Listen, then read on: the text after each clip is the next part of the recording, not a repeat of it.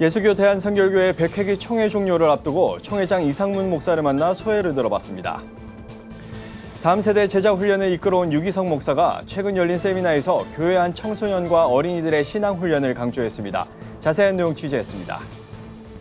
한국교회는 마을 목회를 얼마나 적용하고 있는지 살펴보고 효과적인 마을 공동체 운영을 위한 사역 방안을 모색하는 시간이 마련됐습니다. 여의도 순복음교회가 교회 창립 64주년을 맞아 영적 부흥을 위한 다니엘 특별 새벽 기도회를 진행 중입니다. 진평현이 공영방송의 한 시사 프로그램 제작진을 상대로 언론중재위원회에 정정 반론 손해배상 신청을 냈습니다. 차별금지법과 관련해 편향적 방송을 했다는 게 이유입니다.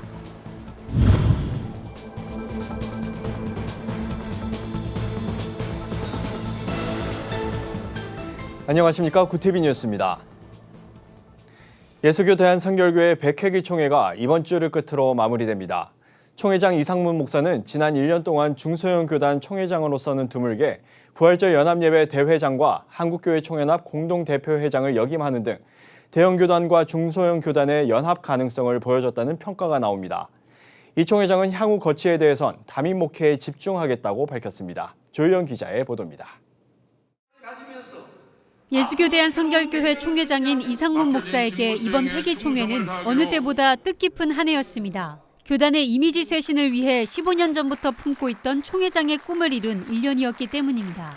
지난해 5월 은혜의 한 세기 변혁의 새 시대를 주제로 내걸고 총회를 시작하면서 이 목사는 무엇보다 대형 교단들과 연합하는 데 총력을 다했습니다.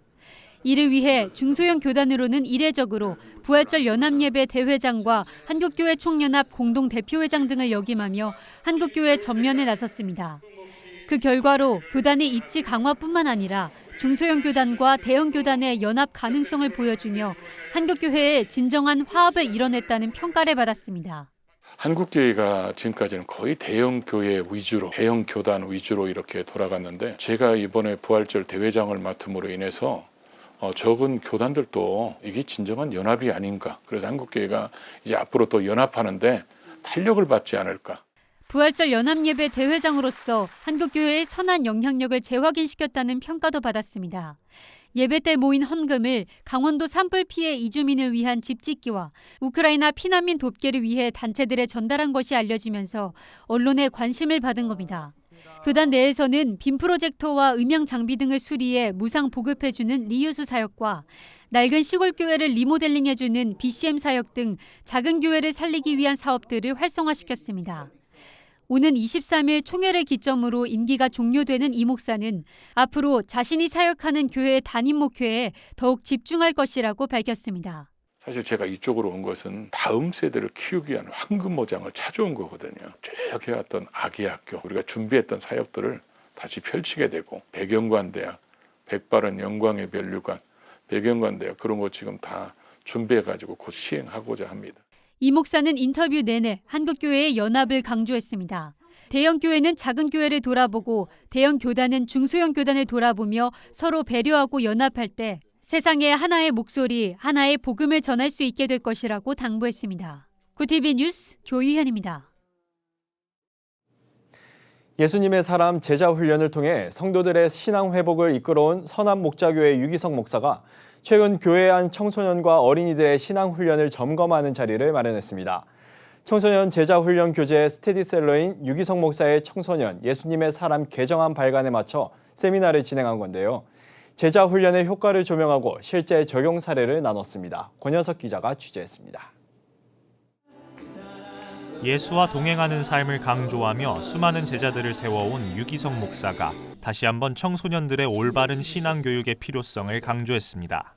선한목자교회에서 진행된 청소년 예수님의 사람 세미나에서 유 목사는 청소년기는 그 어느 때보다 영적으로 민감한 시기라며 늘 예수님께 시선을 고정하는 삶에 대해 강조했습니다. 요즘과 같이 우리에게 아주 강하게 우리의 마음과 생각을 사로잡는 이런 영적 영향력 속에 살던 시대가 없습니다. 굉장히 무서운 시대였죠. 우리 아이들이 겪는 것은 정말 상상이 안 될 정도로 어려워. 이어 선한목자교회 엄재현 목사가 실제적인 제자 훈련 방법에 대해 강의했습니다. 엄 목사는 좋은 교사란 죄의 개념을 올바르게 짚어주고 학생들의 마음의 변화를 읽어주는 교사라고 설명했습니다. 그러면서 효과적인 훈련 방법으로는 자발적 참여로 이루어지는 소그룹 형태의 훈련을 제시했습니다. 한편 세미나에 참여한 청소년 사역자들 가운데 훈련 과정을 실제적으로 적용한 이들의 사례 발표 시간도 이어졌습니다. 한 사역자는 훈련 초반 무미건조하던 학생들의 반응에도 의연한 태도로 훈련을 이어가다 보니 학생들 스스로 죄를 고백하고 회개가 일어나는 모습들이 나타났다고 설명했습니다. 저는 처음에는 친구의 어떤 행동이 거슬렸습니다. 좀 더 지나니까 그 친구가 하는 모든 행동들이 미워졌습니다. 그런데 지금 생각해보니 이 모든 것은 죄였습니다. 정말 정확하게 죄를 이해하는 그런 개념이 바뀌어진 것을 보게 되었습니다. 코로나19로 전반적인 주일학교 사역이 위축되면서 청소년들의 신앙이 약화된 상황. 이러한 때 한 아이의 신앙에 더욱 집중하는 제자 훈련이 강조되고 있습니다. 구TV 뉴스 권현석입니다.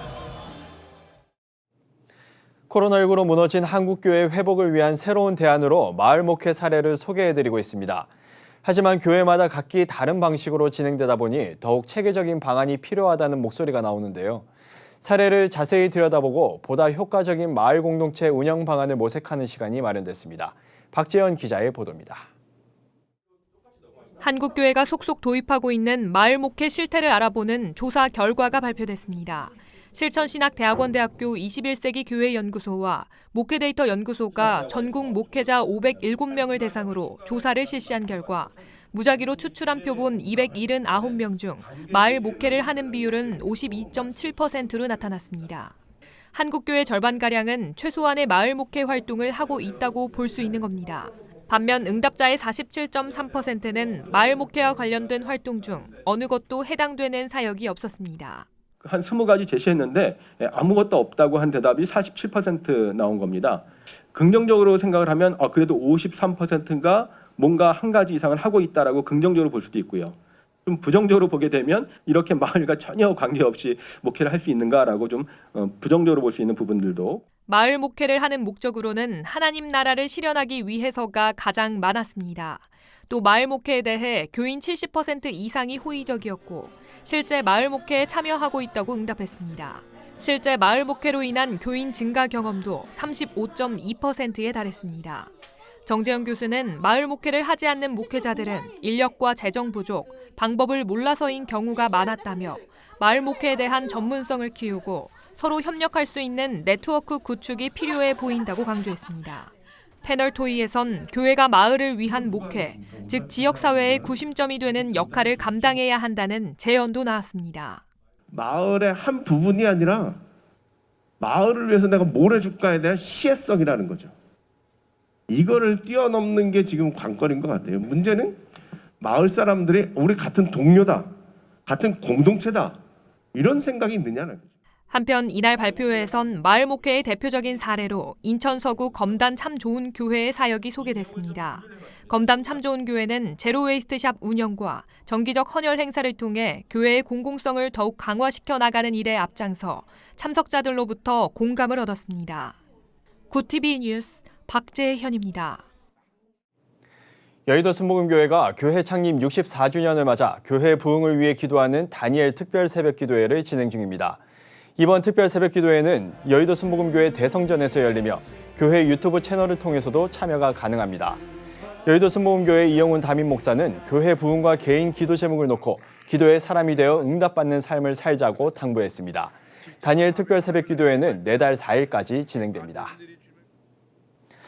진정한 평등을 바라며 나쁜 차별금지법을 반대하는 전국연합이 KBS 한 시사 프로그램의 차별금지법 15년 표류기 편을 두고 방송심의규정 제9조인 공정방송 의무를 위반하고 편향적 방송을 했다며 KBS 프로그램 제작진을 상대로 언론중재위원회에 정정반론 손해배상을 제기했습니다.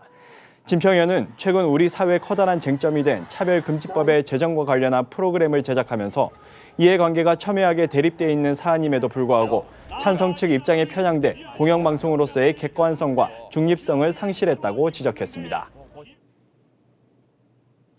미국에선 한인 크리스천 사업가가 운영하는 천연 향수 브랜드가 대형 쇼핑몰에 매장을 열었습니다. 한국 향수 브랜드 최초의 입점 승인이라고 하는데요. K-한류가 전 세계에서 좋은 반응을 얻고 있는 추세에 맞춰 한인 디아스포라의 입지도 커지고 있습니다. 뉴욕에서 전상희 기자가 보도합니다. 한인 크리스천 사업가가 우리 건강뿐만 아니라 지구 환경을 위해 만든 천연 향수 브랜드 뷰틸리에가 뉴저지 대형몰에 매장을 오픈하고 미국 시장에 진출했습니다. 100% 천연 화장품 브랜드 뷰틸리에는 뉴욕에 기반을 둔 회사로 맨하탄 첼시 마켓에 첫 매장을 오픈한 이후 고객들의 좋은 반응으로 점차 사업을 확장하고 있습니다. 이로써 북부 뉴저지에서 가장 큰 몰인 가든 스테이트 플라자 몰에 입점하는 쾌거를 이루게 됐습니다. 뉴저지 버겐 카운티 파라모스에 위치한 가든 스테이트 플라자는 212만 스퀘어피트 규모로 입점 조건이 매우 까다로운 것으로 알려져 있지만 뷰틸리에는 한국 향수 브랜드 최초로 입점 승인을 획득했습니다. 뷰틸리에 매장은 글로벌 명품 브랜드들이 모여있는 2층에 자리했으며 깨끗하고 세련된 매장 인테리어로 지나가는 사람들의 발길을 사로잡고 있습니다. 뷰틸리의 향수는 에센셜 오일을 함유한 무알콜 천연 향수로 그동안 고객들은 향수하면 성분을 따지지 않고 브랜드를 찾아왔지만 이제 향수도 화장품과 같은 추세로 천연 제품이 인기를 끌고 있습니다. 많은 사람들이 내추럴한 제품들을 많이 찾고 또 시대적으로 많이 또 이제 건강과 많이 좀 사람들이 그런 거를 좀 신경 쓰고 관리를 하는 편이고 해서 향수 같은 경우도 예전처럼 일반 케미컬이나 그런 알코올 성분이 많은 제품들보다는 내추럴 제품들을 찾으시는 분들이 점점 늘어나고 있어서 뷰틸리에는 천연 향수 오일, 핸드비누와 로션, 비타민C 세럼, 수제 비누, 양초 등 다양한 영양이 풍부한 제품을 선보이고 있습니다. 뷰틸리에는 미국인들뿐만 아니라 유럽인, 아시아인 등 다양한 국가, 다양한 연령대의 고객들이 늘고 있으며 이제 한국에도 진출할 계획입니다. 뷰틸리에는 브랜드 런칭 이후로 고객을 위해 새로운 제품을 지속적으로 추가하고 있으며 모든 천연 제품의 원스톱 상점이 되는 것을 목표로 하고 있습니다. 이제 세계 속의 한인 그리고 크리스찬들이 다양한 분야에서 큰 영향력을 발휘하고 있습니다. 한국을 떠나 세계 곳곳으로 흩어져 사는 우리는 한인 디아스포라입니다.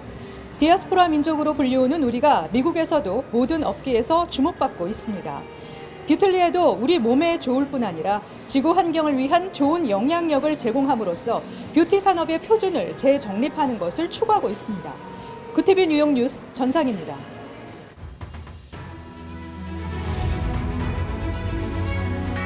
오늘의 이슈 포커스입니다.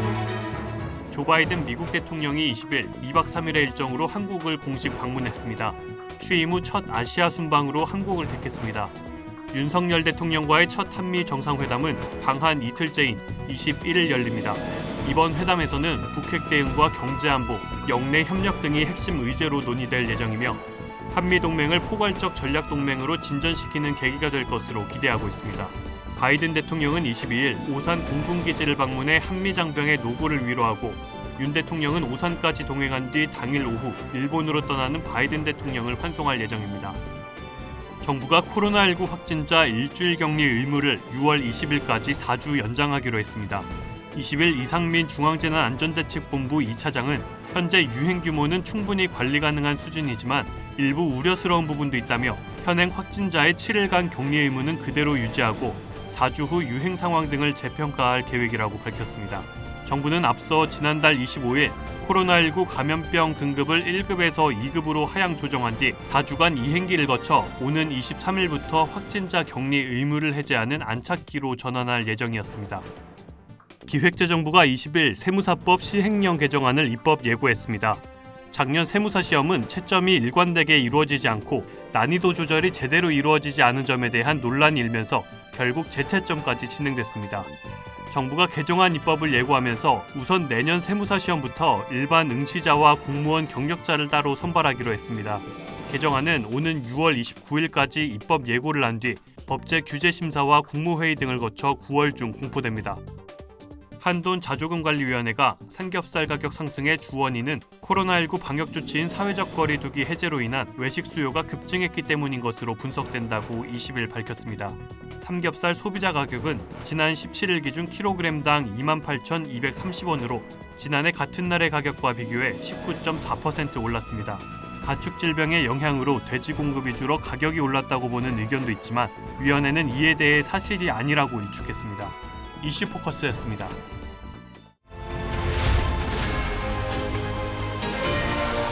도TV 월드와이드입니다.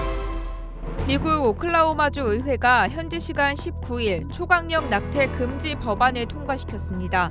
이날 통과된 법안은 임신 개월수와 관계없이 수정된 이후에는 낙태 행위 전부를 금지합니다. 주지사가 이를 승인하면 미국에서 가장 엄격한 낙태 금지법이 되는데 사실상 케빈 스티트 주지사는 내용에 상관없이 모든 낙태법을 승인하겠다는 의사를 밝힌 바 있습니다. 예외적으로 낙태를 허용하는 경우는 응급 상황이나 강간 또는 성폭력, 근친상간에 의한 임신으로만 엄격히 제한했습니다. 주요 7개국이 우크라이나 정부에 우리 돈 약 20조 2천억 원 규모의 재정을 지원하는 방안을 협의 중입니다. 올해 의장국인 독일은 앞장서 우리 돈 약 1조 3천억 원을 지원하겠다고 약속했습니다. 이는 우크라이나가 전쟁으로 인한 경제의 급격한 역성장에도 공무원 임금을 지급하는 등 국가 운영을 지속할 수 있도록 하기 위한 조처입니다. 제르이 마르친코 우크라이나 재무장관은 한 달 전 미국 워싱턴 DC에서 열린 G7 재무장관 중앙은행 총재 회의에서 이 같은 도움이 긴급히 필요하다고 요청한 바 있습니다. 다음 달 1일 도시 봉쇄 해제를 예고한 중국 상하이시가 오는 22일부터 지하철과 시내버스 운행을 재개합니다. 지난 3월 28일 도시 봉쇄에 들어간 이후 56일 만에 대중교통이 다시 운행하는 겁니다. 상하이시는 19일 대중교통 운행 재개를 위해 일부 노선을 시범 운행하고 대중교통 방역 절차도 점검했습니다. 22일엔 지하철 4개 노선과 시내버스 273개 노선, 공항과 기차역에 갈 수 있는 지하철과 시내버스도 운행을 재개합니다. 호주가 21일 총선에서 코로나19 격리자 모두에게 전화투표를 허용하기로 했습니다. 현행 선거법 규정은 투표 4일 전인 17일 오후 6시 이후에 코로나19에 확진된 경우에 한해 전화투표를 허용하고 있습니다. 하지만 이 경우 13일 오후 6시부터 17일 오후 6시 사이에 양성 판정을 받고 7일간 의무격리를 하게 되는 유권자는 사전 우편 투표를 신청하지 않았다면 투표가 불가능합니다. 이런 상황에 놓일 수 있는 약 10만 명 이상의 유권자를 위해 이번엔 전화투표권을 확대하도록 법규 개정을 요청했고 정부가 이를 받아들였습니다. 월드와이드였습니다.